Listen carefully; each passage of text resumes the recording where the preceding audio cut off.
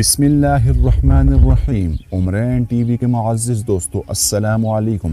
ناظرین، آج ہم بہت ہی دلچسپ موضوع کے ساتھ آپ کے سامنے ہیں جو کہ خیبر پختونخوا کے شہر دیر کے بارے میں ہے، اور ساتھ ہی ساتھ ہم آپ کو پٹھانوں کے مشہور قوم یوسف زئی کے بارے میں کچھ دلچسپ معلومات دیں گے۔ تو چلیے ناظرین، اپنے موضوع کی طرف بڑھتے ہیں۔ دیر نام کے بارے میں متعدد آراء اور تضادات ہیں بزرگوں اور ان لوگوں کے درمیان جو اس کے بارے میں لکھ چکے ہیں۔ دیر مختلف مذہبی اور روحانیت کا مرکز رہا ہے اور متعدد تہذیبیں اس خطے میں ترقی کر چکی ہیں۔ اس وجہ سے اس خوبصورت وادی کو مختلف ناموں سے جانا جاتا تھا، جن میں گورائی، یاغستان، بلورستان اور مساگا جیسے نام ہیں۔ پنچکوڑا وادی میں بدھ مت کے تہذیب کے وقت سب سے پہلے نام دیر استعمال ہوا۔ دیر کا ایک اور قدیم نام کافرستان تھا، جس کا مطلب کافر کی سرزمین۔ یہ نام بدھ مت تہذیب کی وجہ سے دیا گیا تھا۔ وادی دیر کے علاقے کوہستان میں کافروں نے کافی عرصہ حکومت کی۔ یہ علاقہ 10ویں سے 15ویں صدی عیسوی میں ان کافروں کے قبضے میں رہا۔ 15ویں صدی عیسوی کے بعد پشتون یوسف زئی قبیلہ نے یہ علاقہ فتح کیا اور اسے دیر کا نام دیا۔ کہا جاتا ہے کہ دیر فارسی زبان سے ماخوذ اسم ہے جس کا معنی دور اور مشکل تک پہنچنے کے ہیں۔ یہ نام اس کے دور دراز رہنے کی وجہ سے اس علاقے کے لیے استعمال ہوا تھا۔ وادی دیر کی تاریخ بہت پرانی ہے۔ ناظرین، 327 قبل مسیح میں اس علاقے کو یونانیوں نے اپنی کمان کے تحت فتح کیا تھا۔ سکندر اعظم جو جلال آباد سے دیر وادی میں داخل ہوتا ہے، اس دوران دیر اور سوات کی وادیاں مساگا ریاست کا حصہ تھیں۔ دیر اگلی 2 صدیوں تک یونانیوں کے زیر اثر رہا ہے۔ یونانیوں کے زوال کے بعد یہ علاقہ مختلف اقتداروں کے زیر اثر رہا، جن میں بدھ مت اور ہندو سیر فہرست رہے۔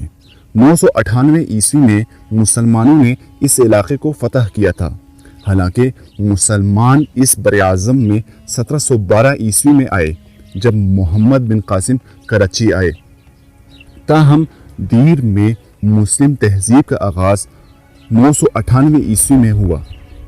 محمود غزنوی جس نے ہندوؤں کو شکست دی اور اس علاقے میں مسلم حکمرانی قائم کی۔ تاریخ دان لکھتے ہیں کہ دیر وادی عظیم منگول شہنشاہ کے دور میں بھی رہا ہے، جب وہ 1359 عیسوی میں یہاں رہ رہا تھا، اور ان کے بقول تیمور اپنے مہمات کے دوران دریائے پنچکوڑا کے کنارے واقع ایک علاقے میں رہ رہا تھا۔ اس کے نام کی وجہ سے بعد میں اس جگہ کا نام تیمور گڑھ رکھ دیا گیا۔ کافی عرصہ گزرنے کے بعد تیمور گڑھ تیمر گرہ کے نام میں تبدیل ہوا۔ تیمر گرہ جو کہ دیر کا سب سے بڑا شہر اور شہری مرکز ہے، 1500 قبل مسیح میں 15 سے زیادہ مختلف تہذیبوں کا یہاں زیر اثر رہا۔ 1500 سے 1519 عیسوی میں پشتون تہذیب کی آمد نے، جس میں یوسف زئی قبیلے نے اس علاقے پر قبضہ کیا، اس سے دیر کے تاریخ میں ایک نئے دور کا آغاز ہوا۔ ناظرین، اب ہم آپ کو یوسف زئی قبیلے کے بارے میں دلچسپ حقائق بیان کرنے جا رہے ہیں، جو کہ یہ ہیں۔ یوسف زئی خاشی قبائل میں رہنے والے 4 بڑے قبیلوں میں سے ایک تھا، جو کہ کسی کے کنٹرول میں نہیں آتا تھا۔ اس وقت کے حکمران اونیا بیگ جو ترک بادشاہ کے پوتے تھے، اونیا بیگ نے یوسف زئی قبیلے کو دبانے کی بہت کوشش کی، لیکن وہ ناکام رہا۔ اسی وجہ سے اس نے قتل عام شروع کر دیا اور یوسف زئی قبیلے کے تمام رہنماؤں کو مار ڈالا۔ اس قتل عام سے قبیلے کے کم افراد زندہ بچ گئے۔ یوسف زئی قبیلے کی بحالی اور دوبارہ اتحاد کی بحالی میں 2 مشہور شخصیات یعنی ملک شاہ منصور اور اس کا بھتیجا ملک احمد نے کلیدی کردار ادا کیا۔ جو بچ گئے وہ افغانستان سے ہجرت کر کے پاکستان میں داخل ہوئے، اور آہستہ آہستہ یوسف زئی کے لوگوں نے پاکستانی علاقوں جن میں غیر مسلم لوگ آباد تھے ان پر قبضہ کیا۔ یوسف زئیوں نے مقامی لوگوں اور اس وقت کے سلطان سے متعدد لڑائیوں کے بعد سوات، دیر اور بنیر تک قبضہ کر لیا۔ ملک احمد اور شاہ منصور یوسف زئیوں کے قبیلے کے اہم افراد اور کمانڈر تھے۔ ملک احمد ایک بہت بڑا آدمی تھا۔ اس نے دوسرے قبائل کے ساتھ لڑی جانے والی متعدد لڑائیوں میں کلیدی کردار ادا کیا، خاص طور پر دل ازاق قبیلے کے خلاف۔ دل ازاق قبیلے کے خلاف آخری جنگ کے بعد یوسف زئی قبیلہ امن اور خوشحالی کے ساتھ رہتا تھا اور اپنے آپ کو ذرات کے لیے وقف کر دیا تھا۔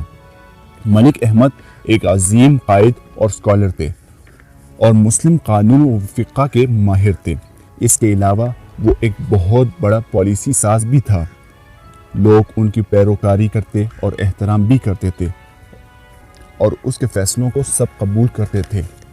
ان کی سب سے بڑی شراکت زمین میں ملکیت کا نظام متعارف کروانا اور قواعد و وضع کرنا تھا۔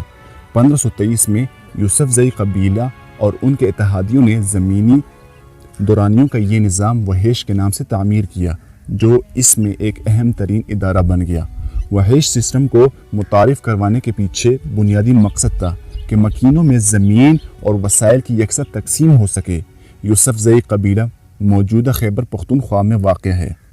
اس علاقے میں پشاور ویلی اور سادہ علاقے دونوں شامل ہیں۔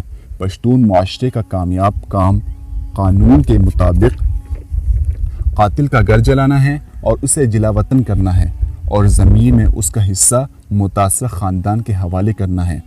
وقت کے ساتھ ساتھ معاشی اور معاشرتی سیاسی نظامت میں کمزوریوں اور تبدیلیوں کا نتیجہ اس سسٹم کو میدان کے ساتھ ساتھ بیشتر حصوں میں چھوڑنا پڑا۔ اس کے باوجود یہ سسٹم ابھی بھی پہاڑی علاقوں میں عمل پیرا ہے۔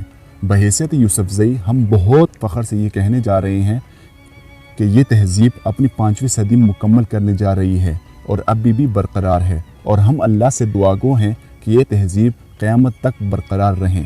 ناظرین، آخر میں ہماری اس ویڈیو کو لائک، شیئر، کامنٹ کریں اور ہمارے اس چینل کو سبسکرائب کریں، بیل آئیکن کو پریس کریں تاکہ اس جیسی مزید انفارمیٹیو ویڈیوز آپ تک بر وقت پہنچ سکیں۔ شکریہ۔